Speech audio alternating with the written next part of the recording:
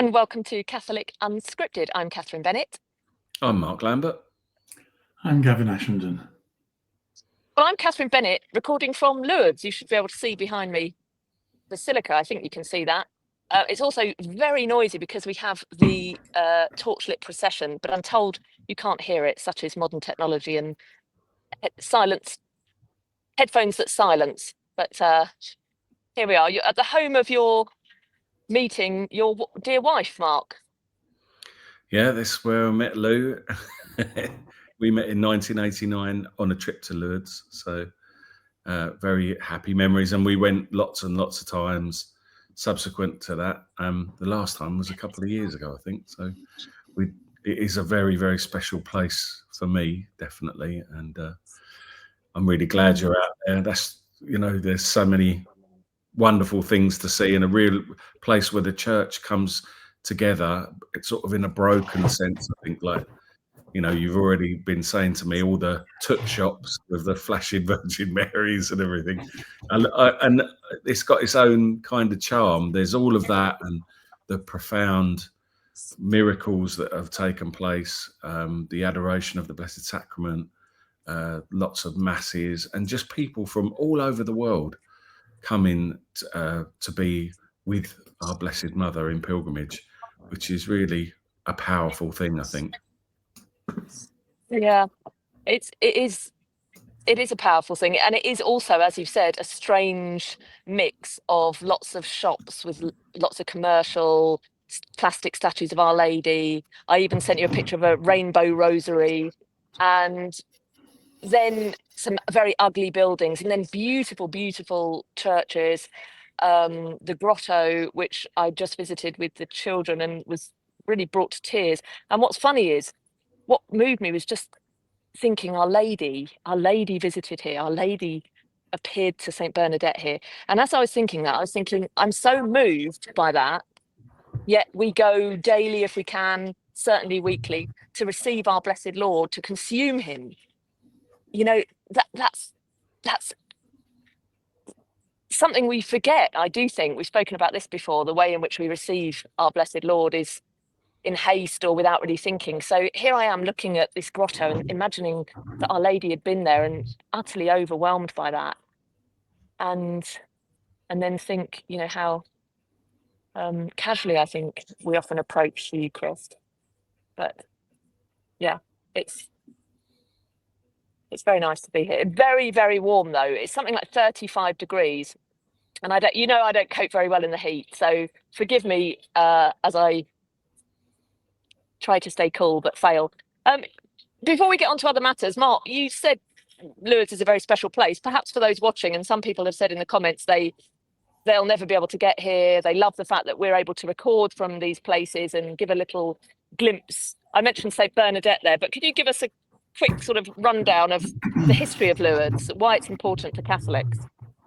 Yeah, so it's in the Pyrenees Mountains, in the foothills of the Pyrenees, where at the end of the 19th century, a young shepherdess had a vision of our Blessed Mother, and she didn't know who the lady was who appeared to her. Just there, actually, at the bottom of that church that you were just showing us a minute ago, that's where there's a cave, Massabielle, and that's where Our Lady appeared to Bernadette. And Bernadette was a young girl, hadn't learnt her catechism because she wasn't very well. And basically, she didn't know who she was. And she just followed her, and the lady asked her to come back again. She came back a number of times, and she went to see the parish priest, and he said, ask who the lady is. And she was just passing the rosary beads through her fingers as Bernadette knelt and prayed the rosary. And when she eventually, on one of these visits, she asked the lady who she was, and in response, in the local dialect, she said, "Qui soy era Immaculada Conceptio," which means "I am the Immaculate Conception." And obviously that's quite a technical theological formulation that a child who hadn't done their catechism, hadn't studied their catechism, would never have known. And when she repeated this to the Monsignor, he knew immediately that you know, that there was something really special going on here. Can I add a bit to the story there? Sorry? Can I add a bit there? Please do, yeah. You're the Marian expert anyway on these things, aren't you? No, but there's a couple of bits that make it even more exciting, I think. So the curé was, although he was in this out of a way spot, it was very poor, it was under-resourced. On the west of the Pyrenees, the Spanish get all the water and the rain, and where Katherine is, they don't get enough. Nice river, but it was still a poor area and under-resourced. And the curé was really out of the way, but he was something of an intellectual and a theologian, and he was part of a group of people who were writing and corresponding theologically. And one of the great issues in the Church of the day was whether or not it was legitimate to use the title the Immaculate Conception for Our Lady. And there were theologians who were saying this is outrageous, it goes far too far, and other people saying it's absolutely right, and people saying it wasn't far enough. Anyway, there was a big furore going on, and there wasn't any way of arbitrating about whether or not this was an acceptable title.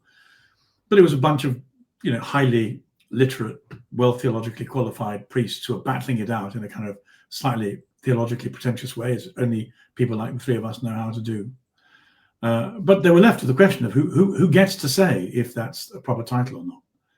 So when this urchin turned up, who was causing trouble, because, you know, the church never likes special revelation, because it's always faced with a really difficult journey of saying, is this authentic? If so, it's going to blow the lid off everything.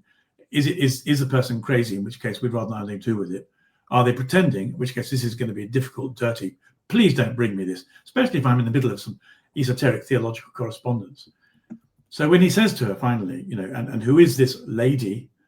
And she says, as she's saying, Mark, even more strikingly in the local dialect, it's not just a lady, she's the Immaculate Conception. There isn't any way that any member of his congregation, or let alone an urchin, would have had access to that phrase. And so it stops him in his tracks, because there isn't any sane other alternative than to say he got it from her. So two things happen. If he got it from her, first of all, he's at the front of the queue in telling the theologians, and you're actually, this is a perfectly legitimate title. Our Lady has verified it herself through, here's the embarrassment, through one of my urchins. But then there's the urchin herself, and the priest now has to take her seriously. So it was, in a way, it was a gift of Our Lady to the priest too, because it just short-circuited everything.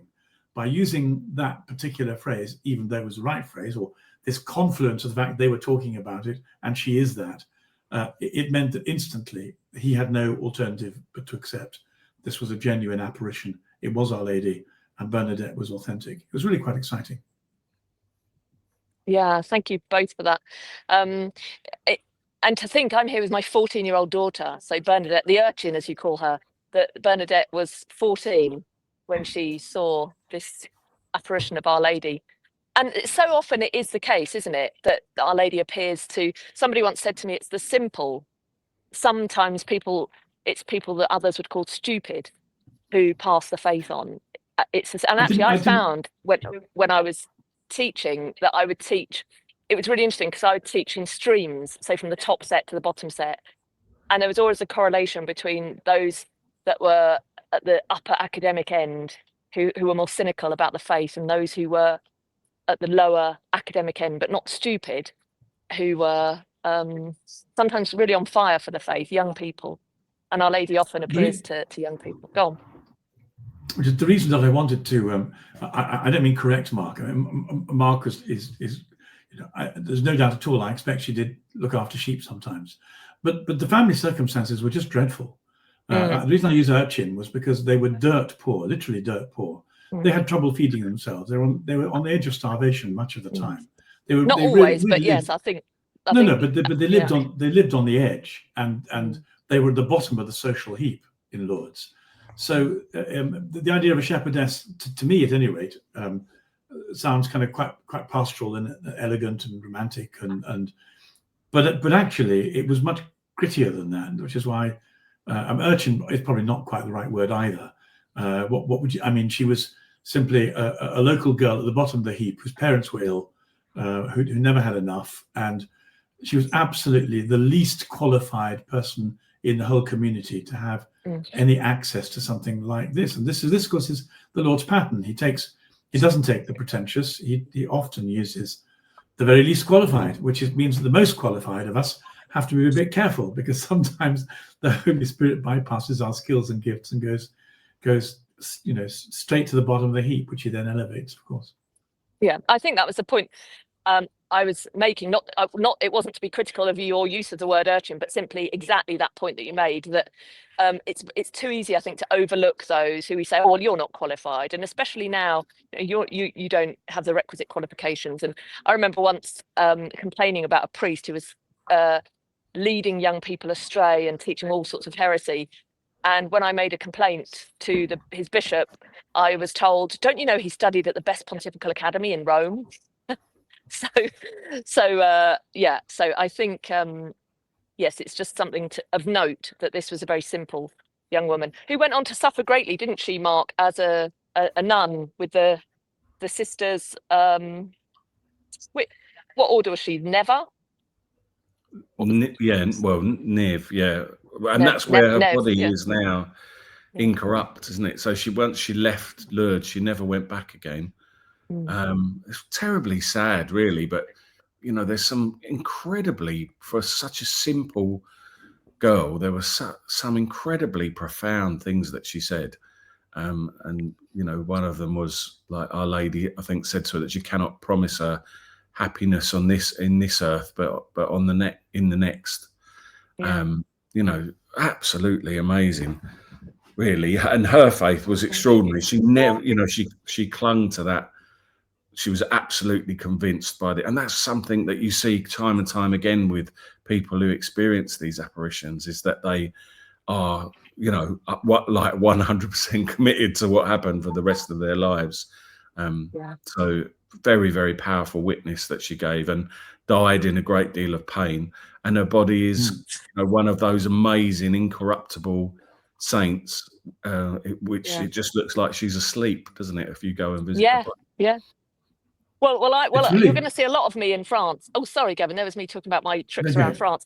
Well, you're going to see a lot of me in France this summer, because I'm back home after this and then return for a family holiday to the south. And I'm hoping to take in a visit to the tomb of St. Thomas Aquinas, to Contignac, to Ars as well, to see the incorrupted body of St. John Vianney, patron saint of priests, and also perhaps to the Palace of the Popes at Avignon. So I will pop in and from time to time from the various sites across France.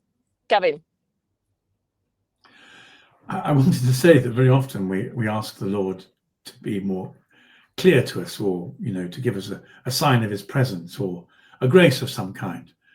And in a way, Bernadette is an example of how you've got to be jolly careful what you pray for, because the privilege of being Our Lady's messenger girl led to a life of very serious suffering. People, first of all, called her all kinds of names. There was nothing in this for her at all. And as Mark says, she even died in pain. I've always thought that it would be an awfully good thing if holy people got a kind of free pass out of the pain and the suffering. I remember a very close friend of mine who was actually the diocesan exorcist in the Diocese of Leeds, I think for the Blessed Arthur Roach, who was just one of the best priests I've ever met in my life. I loved him to pieces. We occasionally did double acts together. And he's just really one of the holiest people I've ever met. And he developed this terrible brain cancer, which caused him immense pain from behind his ear, and died in real suffering, because the church couldn't find a way of being generous enough to help him, and the NHS did. And I just thought, this is not right. The holy people should be eased through. And both my friend, Father John, but Bernadette in particular, as Mark was saying, didn't get that easy passage. We do have to come to terms with the fact that God often takes the people whom he blesses into a harder place, and that suffering is part of this very strange privilege of being close to God. So we sometimes have to be careful what we pray for. There is no easy route for the blessed and the graced. Yeah, wonderful. Thank you, Mark. Well, there's it's amazing to think that there were over 7,000 healings at Lourdes, which have been reported, although the church has only officially recognised 70 of them as miracles. And the ones that they've accepted as miracles have been very carefully investigated, and they're always considered to be miraculous due to their sudden, complete and permanent nature. So I myself have experienced amazing things at Lourdes, and it's always connected to that journey of faith. So it's not always a physical healing, but definitely, and there's some kind of internal healing. But despite all of that, all the healing that's come out of Lourdes, Bernadette died and suffered. And it's really part of my experience is that questioning God, or that desperation for confirmation, then leads to a very traumatic experience that, gives you that confirmation that you don't ever question it again. But like Gavin says, it is sort of be careful what you pray for. Yeah. I have two responses to that. One is, Mark, you'll know better than I do that the committee that sets out to decide whether there's been authentic healing is full of atheist scientists. The church deliberately brings in people who don't believe to make a medical judgment. So nobody can say they had a vested interest in showing. And still, in an extraordinary way, this very well-resourced, skeptical committee says there's been a miracle here. But I think the other thing you said, which is really important, is that healing comes in a whole variety of ways. And although people who suffer physically suffer a great deal, the disorder, the pain, the difficulty, the psychological shadowing that a lot of people, most people have, is we're all suffering in one way or another. And in a way, I suppose it's almost sometimes the physical pain is the simplest. You're quite right. When it comes to asking for healing, there are a lot of us who line up and say, Lord, I'm in trouble and I badly need your help, even though nobody on the outside can see it. Yeah, definitely. This evening, over a pizza, talking with the children about suffering, and my son, who's 16, said, I was saying, suffering, the fact of suffering is one of the reasons people most often cite as to why they don't believe in God. And my son just looked at me and said, you would think suffering would bring people closer to Christ, not further away. And funnily enough, talking of Lourdes and healings, yes, you're right, there's been many more healings than the miracles verified by the church.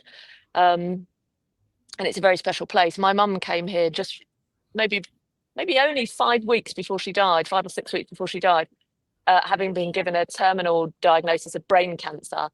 And she came and washed her face, washed her body as far as she could. She was in a wheelchair at that point, and prayed. And I think I don't know what she hoped, but I know that she always said, thy will be done.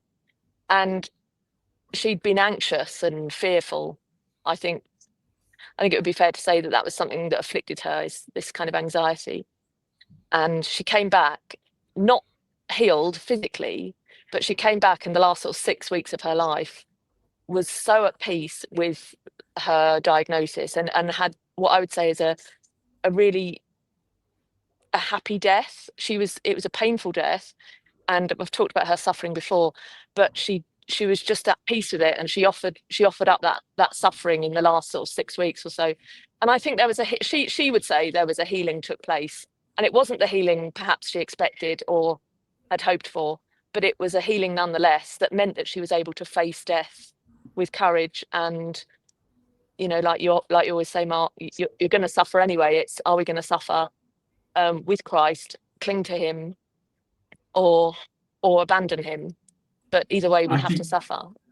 I think that's almost more of a miracle than some of the physiological miracles, because all of us are terrified of death, and all of us as Christians long to be able to trust God through the valley of the shadow of death. And it's no small thing, it's an enormous thing.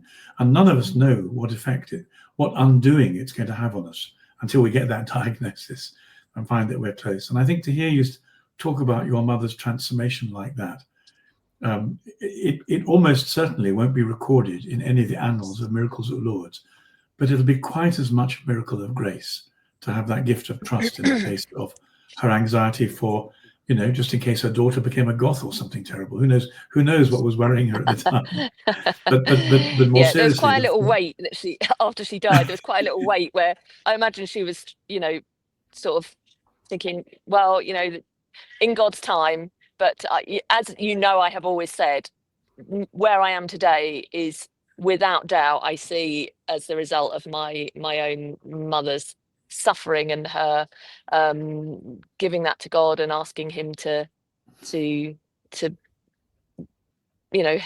help me. And she said, take this suffering, do with it what you will. And because where I am and what people see today is not where I was 20 years ago, not by a long stretch. But that's another story, and one I'm sure I've told before. Speaking of which, we are writing a book, the three of us, so look out for that, which is a sort of autobiography of each one of us coming out in a few months.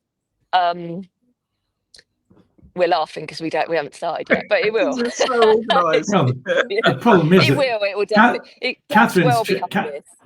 Catherine's chapters is going to be full of jokes. How on earth do we compete with that? Yeah, everyone's going to turn straight away to the Bennett bloomers. It's going to be very difficult for us to compete. Yeah, it's going to be quite hard to weave that in. Being very Catholic, it'll be like lots of death and suffering, but some jokes as well. My children are currently across. I don't know if you can see there. The torchlight procession continues on, and it will be finishing soon. But any other church news while we're together that there is to comment on and report on? Mark, I'll go to you, our church news expert. Well, there was a wonderful thing today. There's been some wonderful footage come out of Rome. It's the Jubilee of seminarians, and there are about 4,000 seminarians and formators have converged on the Vatican today for their Jubilee. And Pope Leo's met them, and the scenes were so joyful. It was really something to witness. And Pope Leo gave this wonderful meditation, which he delivered in St. Peter's Basilica, where he told seminarians they're called to bear witness to Christ's gratitude and graciousness, to the exaltation and joy, the tenderness and mercy of his heart, to practice a style of welcome and closeness, of generous and selfless service, allowing the Holy Spirit to anoint their humanity even before ordination.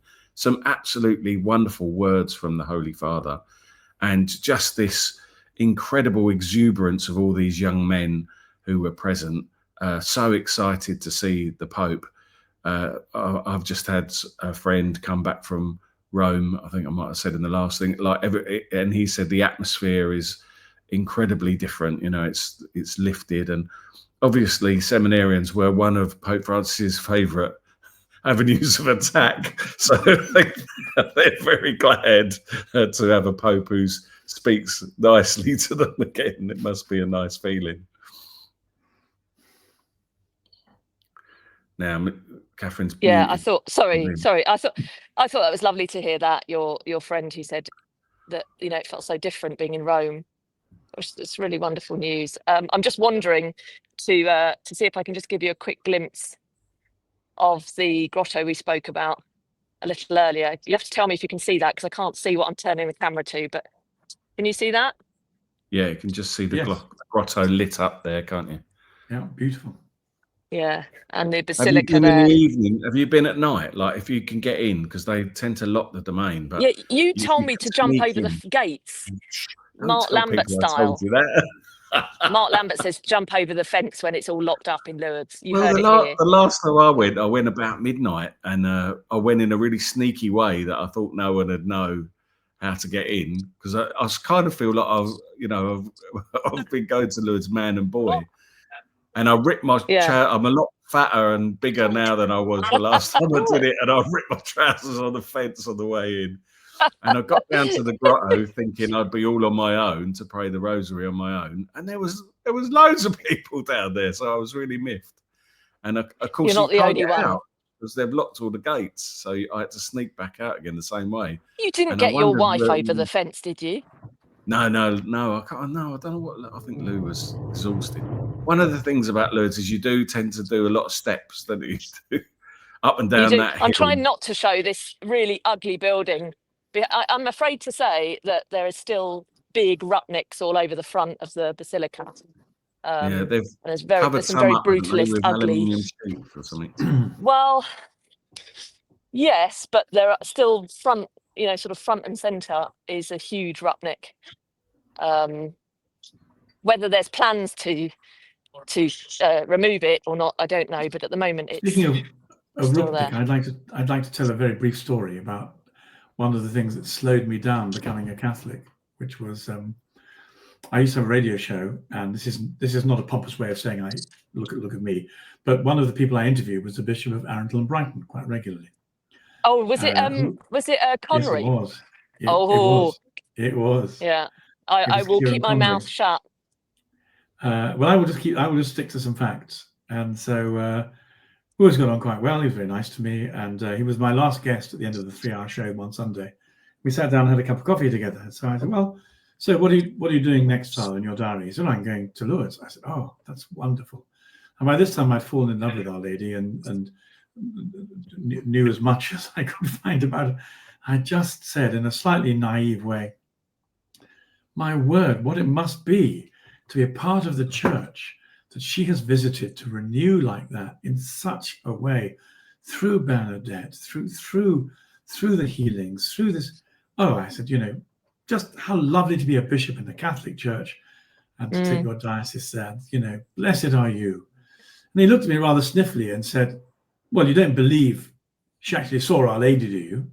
And I went, "Well, yes, I think I do. I mean, a bit embarrassing being interrogated by a Catholic bishop as to whether you believe the Catholic faith or not, with the implication you shouldn't." Oh, there we are.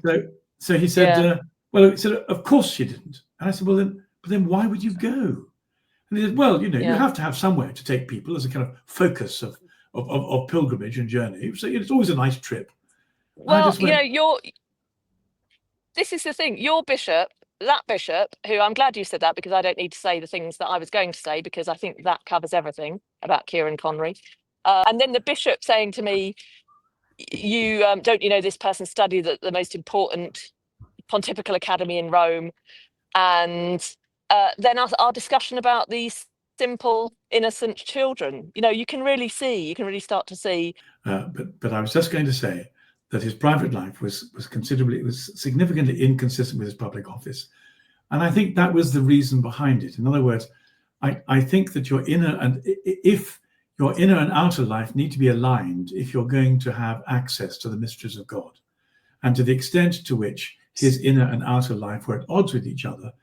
This, I think, was one of the things that made him difficult to accept, the supernatural life of the Catholic Church. And therefore, as a result, in the end, he stepped down, and they've had very good bishops ever since. But it's another way of saying the journey into the Catholic Church is not always easy when you find that level of dysfunctionality, which, however, the Holy Spirit can overcome.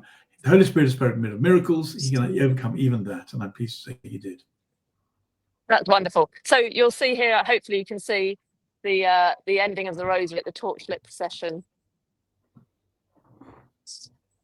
Can you see that? Yeah, perfectly.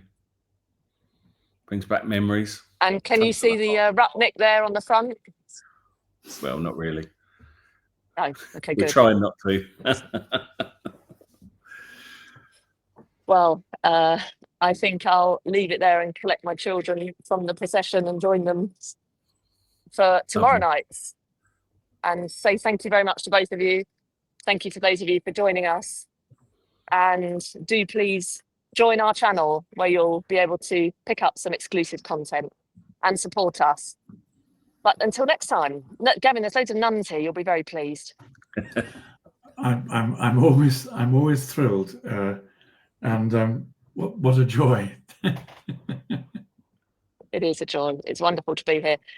Right, I've just plunged myself into the darkness. I'll say goodnight. So thank you for watching. I'll be back soon. As I said, we'll be back as a trio, and also to talk to you from other sites across France. But for now, thanks for watching. I'm Katherine Bennett. I'm Mark Lambert. I'm Gavin Ashenden.